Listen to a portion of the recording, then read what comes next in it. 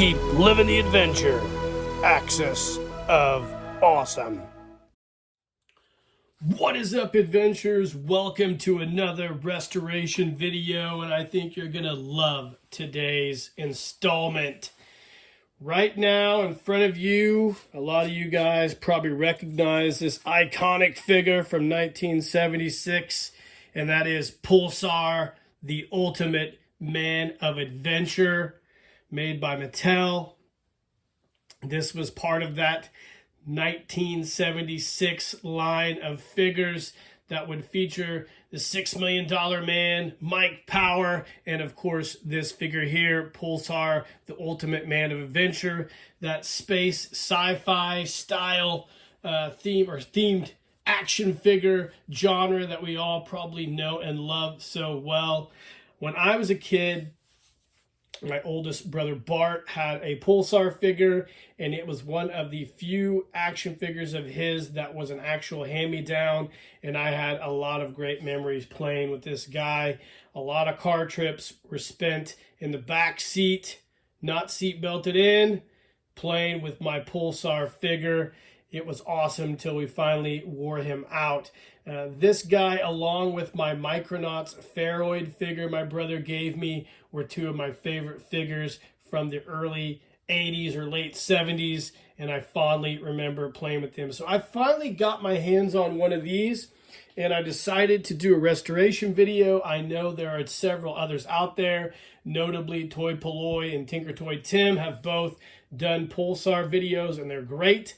And I decided to tackle one myself, and we will be doing it a little bit different than those guys. I think you're really going to enjoy how we do this video. So we're going to pause it and come back and talk about this Pulsar figure. All right, welcome back, guys. So I bought this guy for around $40 on eBay. I decided it would work for me. These go from anywhere from $40 to like $100 depending on the condition. This guy was in pretty decent condition. He came with his iconic boots that are not broken. They just need cleaned up. He also has a jumpsuit that has no runs. It seems to be in really good shape. A few minor blemishes. The elastic on him needs replaced, so I will send that to my seamstress and have her take care of that. I'm assuming the stirrups on the spandex pants need mended as well. He's wearing his pants backwards, so we'll fix that. The figure itself has a few issues. He's got some melt marks. I didn't really know about those, so we'll try to tidy those up as well. His lungs still inflate, but the blood sadly does not run through there. It's been a long time, and I'm sure that liquid has dried up, but that's okay. No biggie. He does have the cardboard inserted into the arm, which you see a lot, to give the joint a little bit of tightness, and we'll remedy that. Now, the nice thing is the head is complete, so we can pop up Pulsar's head and access his mission disc display that was here. We do not have the discs that go in here, but we will be making those as part of this restoration video of this iconic Pulsar figure. He did come with the directions. They are a little damaged, but I'm not going to worry about that too much. I think this is going to be a great restoration, and I hope you guys are going to enjoy it. So we'll come back and we'll get started on making this Pulsar the ultimate man of adventure again. All right, gang, welcome back. So let's talk about this Pulsar body. So like I mentioned in the intro, he's got some melt marks on him. Now, normally I wouldn't mess with those too much, but today we're gonna try a new little method to kind of fix them a little bit. I've did some test spots, and I think it's gonna work out okay. So you guys are familiar with a lot of these plastics from the mid to late 70s. They're a little bit inferior, and a lot of them tend to experience plastic melt. You'll find that a lot in some G.I. Joe items. The plastic that this body particular here is made of is similar to that of the G.I. Joe lifelike or muscle bodies. And they experience plastic melt fairly easily. I call it like sectional displacement, or if you want to say a different term, the plastic gets hot and tends to shove, kind of like a cold mix in a pothole. If you drive over it a bunch, it'll shove out and rut. It's kind of what this plastic does. The material is just pretty inferior. So what I usually like to do with stuff like that is normally just leave it.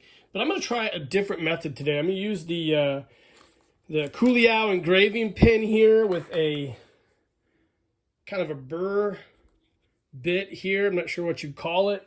But I'm going to take it and you can see on this portion here, I kind of smooth that out with the Kuliao pen.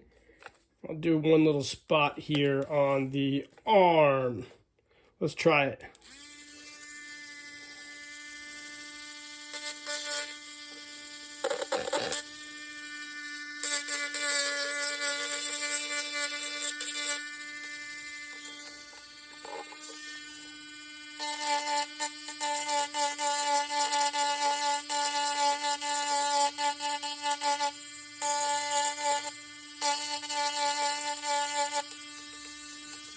Do another spot here on this hip here.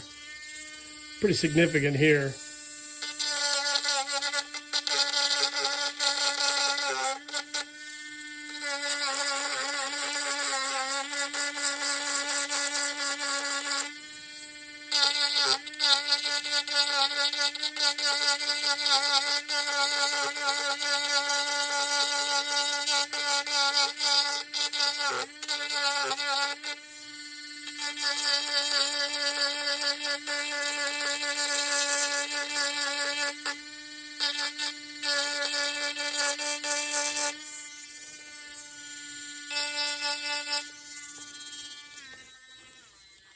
So I smooth those areas out, and then I'll take a small piece of really fine grit sandpaper and kind of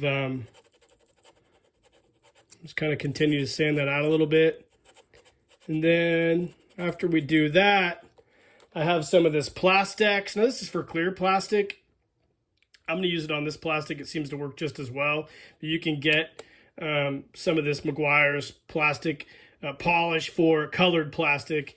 And what I've done is I've taken a nice cotton cloth, and I've kind of buffed those areas out. Now what I'm going to try to do is use a Dremel with a buffing bit on it and buff those out some more. I'll come back and show you what it looks like.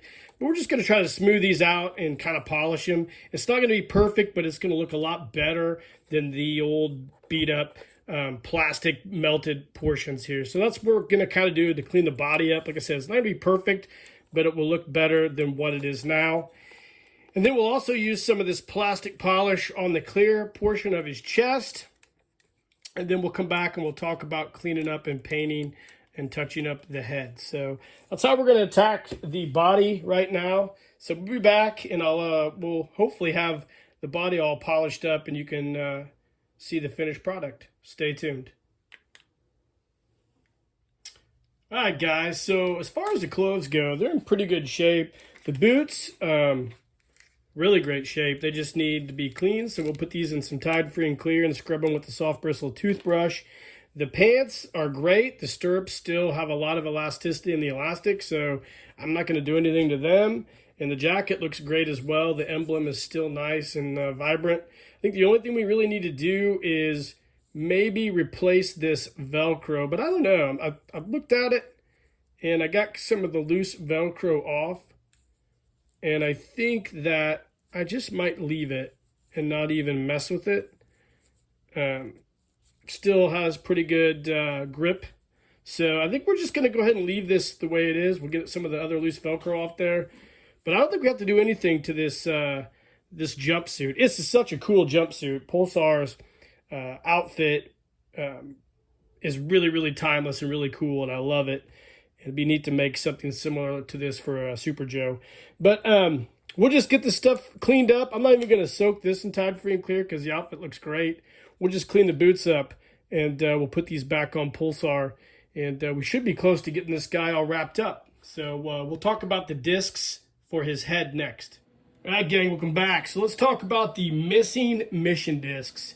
Now, a lot of you guys who are Pulsar fans are probably aware that the discs that came with him are fairly rare and hard to find. I believe he came with 2 from what I've read.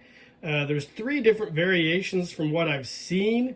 So I don't know if like 2 different ones came with the European version or a different version, I'm not really sure, or the later issue version. But anyways, Toy Polloi has taken the liberty to make the decals for those discs. Reached out to Dave at Toy Polloi and asked him about the dimensions. He said if you just print the decals off, they're exactly to the dimensions of those missing mission discs. He used a photochromatic style or a magnifying paper he got off Amazon. He did his several years ago. The original discs, from what I've found, you can see the pictures here I'm posting alongside this video. The original discs were like a plastic, photochromatic, clear plastic with a painted white back, I think, and then the detailing was painted onto the disc. Dave did his reproductions with some magnifying paper that he cut out. That was several years ago. With my 3D printer using Tinkercad, as you can see here, pull this up, I went ahead and designed a disc using the dimensions from Dave's decals, and I used some clear 3D print filament and created my own mission disc. Now, I think the original was around a 16-inch thick. I went like a 32nd to make it thinner. I'm not going to paint mine, but what I'm going to do is I'm going to get some water slide decal paper, and I'm going to use Dave's decals and then put the water slide decal paper on my clear disc. I've tested this out. You can see here's our Pulsar figure.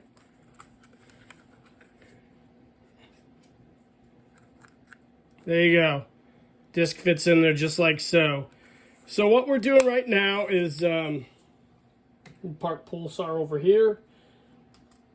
We are waiting for the 3D printer to print this, and we'll have 3 mission discs when we return. So stay tuned.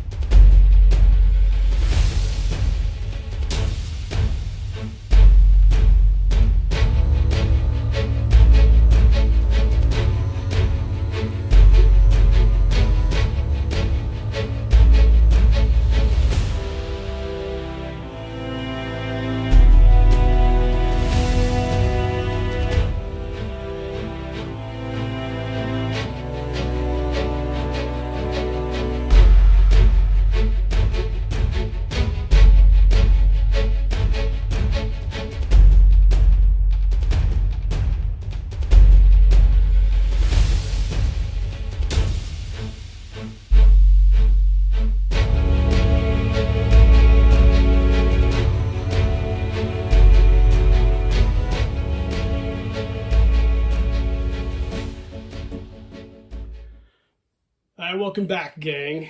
So, in true Murphy's Law fashion, you guys just saw the video of me 3D printing the mission discs. I got one printed, and then the printer went kapoots.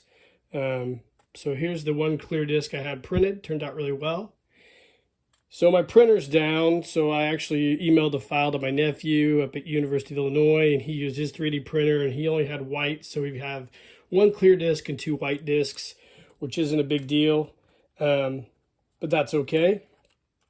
So the next step in the process is we're going to take those decals that we got on Toy Polloi's website. Again, I'll post a link to that on the page, and we're going to get some water slide decal paper and make water slide decals for these.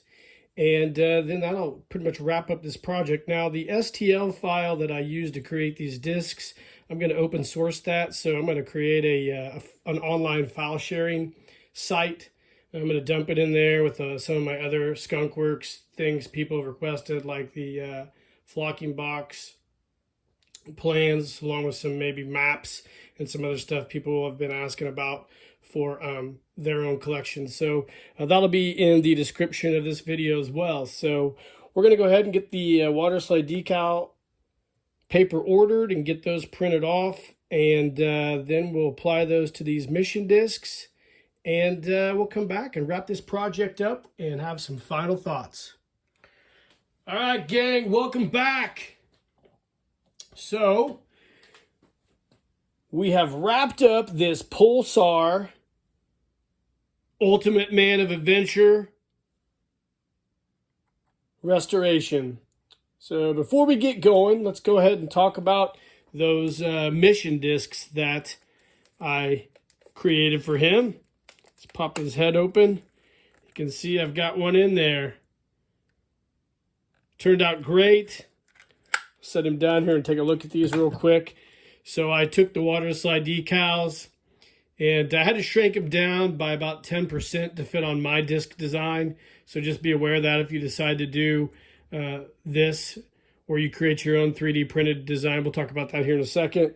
And here are the other two discs I got off Toy Polloi. So they're great. They look awesome, probably better than the original ones that were in the old Pulsar figure. So we'll go ahead, put his mission disc up in there, pop his head back on, and set this fella up and talk about it. So like I said, the discs are done. These are the Toy Polloi decals I got off their website. I'll put a link to those in the description. And I shrank them down by about 10% to fit on my disc design, which will also be available. I'm going to open source it so you can download that 3D file from a link I'll post in the description, and you can put this on whatever 3D design software you have. You can modify it, make a better version than what I made. I don't really care, but I will make it available to everybody to use. So I'll kind of pay it forward from Toy Polloi helping us as well. It was a great restoration. I think the figure looks awesome. I really love this figure. It would be neat to have a modern take on that, which is a lot more articulated. I tried to match the paint up as best as I can on his hair, but I didn't do an awesome job. I'll probably revisit that at some point in time. But other than that, it was a great restoration, especially the discs. They turned out awesome. I'm really happy with the way these look. So you guys who are wanting to restore a Pulsar and have missing mission discs, I think the 3D print design is the way to go, because I think they're almost superior to the original ones that came with a Pulsar. So that's about it, guys. This wraps up our Pulsar restoration. Had a fun time doing this. I hope you enjoyed the video. Hope we all learned some new things on how to kind of restore things back to their original glory. I enjoyed doing that, giving these toys new life, and I hope you enjoyed watching me do it. Guys, like and subscribe to the page. Share this video. Let me know in the comments what you think of this Pulsar restoration. Be on the lookout for this guy in an upcoming photo story. And in the meantime, guys, keep living the adventure, and cheers.